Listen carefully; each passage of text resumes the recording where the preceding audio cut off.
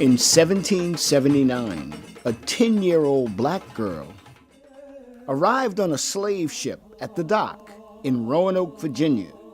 She'd been captured from a village in Western Africa by slave traders and shipped to the American colonies.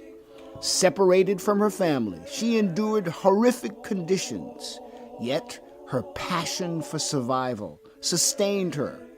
Alone and frightened, this little girl is sold at auction to two brothers named Benny and Levi Quick. Her new masters gave her the name Harriet Quick.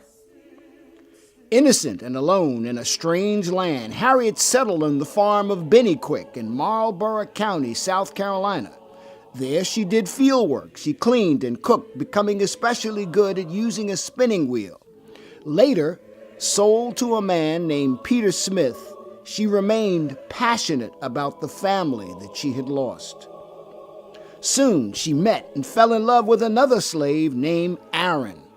And dressed in a beautiful dress she had spun on her wheel, Harriet Quick and Aaron were married, jumping the broom in traditional fashion. Yet, soon the happy family was torn apart as her beloved Aaron was sold to the McFarland family of Chesterfield, South Carolina. Young Harriet never saw Aaron, the love of her life, again. She was devastated, but nothing dampened her passion for survival.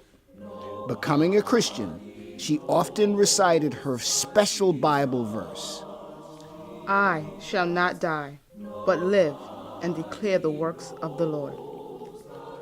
During her life, Harriet Quick bore 12 children, though it's doubtful any of them were from Aaron. All of her children were believed to be from her slave master, Peter Smith. When Smith, a prominent landowner, died in 1869, he left Harriet 300 acres to support her and her children, making her the largest black landowner in Marlborough County. In 1870, Harriet sold some timber from her land and built a church. She named it Aaron Temple Methodist Church in honor of her long-lost husband.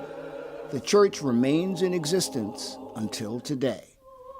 Harriet was passionate about her family legacy. She left her land to the children to cultivate and to hold, to inhabit as they desired, but never to be sold, but passed on from generation to generation. Harriet Quick died in 1903 at the age of 113, having taught that Bible verse to each of her children. I shall not die, but live and declare the works of the Lord.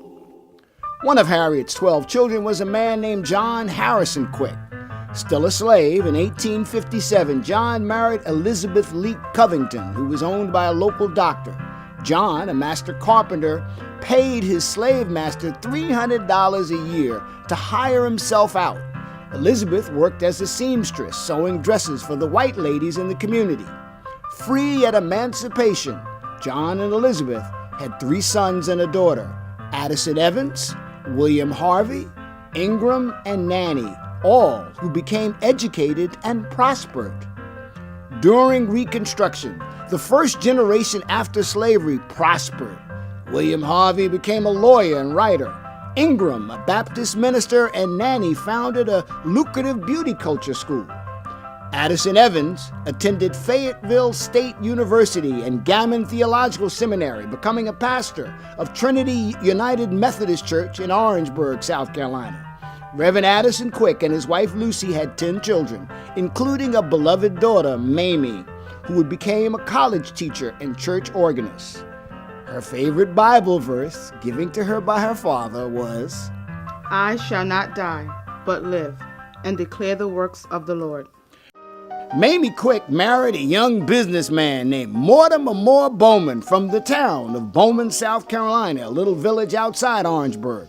Mort started a general store that prospered during the roaring 20s by selling supplies to the farmers around Orangeburg.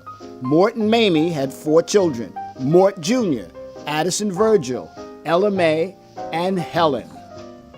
During the 1930s, the proud Mortimer Moore Bowman watched his once promising business crash in the economic downturn following 1929. Mort Jr. and Addison graduated from South Carolina State College, yet their father, Mort Sr., struggled emotionally with bankruptcy of his business, becoming alcoholic and abusive. Mamie left him and moved with the children to Brooklyn, New York during the early years of World War II. Mort Jr. became an active businessman like his dad, while Addison joined the Army, becoming a chemist. Ella May came to New York and enrolled in Juilliard School. Her favorite verse was, I shall not die, but live, and declare the works of the Lord. In the early years after the war, Addison went to NYU Dental School, finishing second in his class in 1951 and becoming its first black professor of dental surgery. Dr. Addison Bowman married his college classmate, Carmel, settling in Brooklyn, New York, with their new baby boy, Martin Addison Bowman.